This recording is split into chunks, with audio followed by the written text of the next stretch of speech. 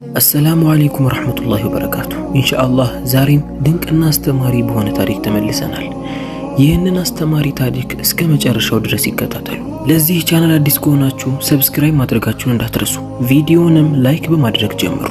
በ4200 ብር ብቻ የምታገኙትን ለወንድ የሚሆን አሪፍ ስጦታን ላሳያችሁ። ጫማ በፈለጋችሁት ከለርና ዲዛይን፣ እንዲሁም የእጅ ሰዓት በፈለጋችሁት ከለር፣ እንዲሁም ደግሞ ኦሪጂናል የሆነ ሚኒ ሽቶ፣ ሶስቱንም ዕቃዎች በ4200 ብር ብቻ ታገኛላችሁ። አድራሻችን አዳማ ለሆናችሁ የድሮ መናኸሪያ ሲሆን ከአዳማ ውጭ ያላችሁ ደግሞ ይደውሉልን፣ ያሉበት ድረስ በዲሊቨሪ ይላካል። በድሮ ጊዜ ሰዓድ የተባለ መንደሩን የሚያስተዳድር መሪ ነበር። ሰዓድ መልከ መልካምና ከአጠገቡ ብዙ አማካሪዎች የነበሩት፣ አማካሪዎቹ ደግሞ ሰዓድን ይወዱትና ያከብሩት ነበር። ሁል ጊዜ ለሰዓድ ልቡን የሚያረጋጋለትን መልካም ዜና ይዘውለት ይመጣሉ። መሊክ ሰዓድ ሆይ አንተ እኮ በጣም የተከበርክና በሰዎች ዘንድ የተወደድክ ነህ። ብታይ የመንደሩ ሰዎች ሁሉ እኮ ለአንተ ዱዓ ያደርጉልሃል። አላህ ረጅም ዕድሜና ጤናን እንዲሰጥህ ይማጸኑልሃል። አንተ በምታስተዳድረው መንደር ላይ አንድ የተራበ ሰው እንኳን የለም በማለት ሁል ጊዜ ጥሩ ዜናን ብቻ ነበር ያሰሙት የነበረው።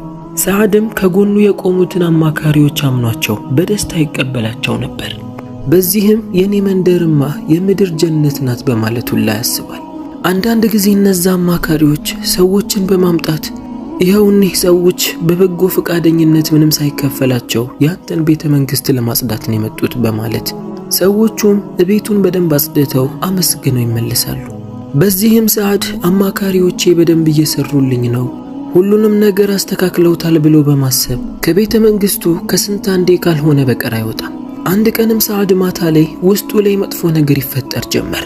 እንቅልፍም ቢያለው ቁጭ ብሎ ማሰብ ጀመር። ወዲያውኑ ከሱ በፊት የነበሩት አባትና አያቶቹ ሀገሪቷን በሚያስተዳድሩ ሰዓት አንዳንድ ጊዜ ልብሳቸውን ቀይረው የተራሰውና የተቸገረን ልብስ ለብሰው የሰዎችን ሁኔታ እንደሚያጠኑ ትዝ አለው። ሰዓድም ይህንን ነገር ለመተግበር ወሰነ። በሱ ቤተ መንግስት ውስጥ ልብስ የሚሰፋለት አንድ መልካም አዛውንት ነበር። እሱንም ይጠራውና ተራና የተቀደደን ልብስ እንዲያመጣለት ያዘዋል። አዛውንቱን በታዘዘው መሰረት ከላይ የተቀደደ ልብስ፣ የሚጠመጠመውም ፎጣ እንደዛው የረጠበና የተቀዳደደ ሙሉ ለሙሉ የተቸገረን ሰው የሚያስመስል ልብስ ያለብሰዋል። ሰዓድ ብቻውን መውጣት አልፈለገም።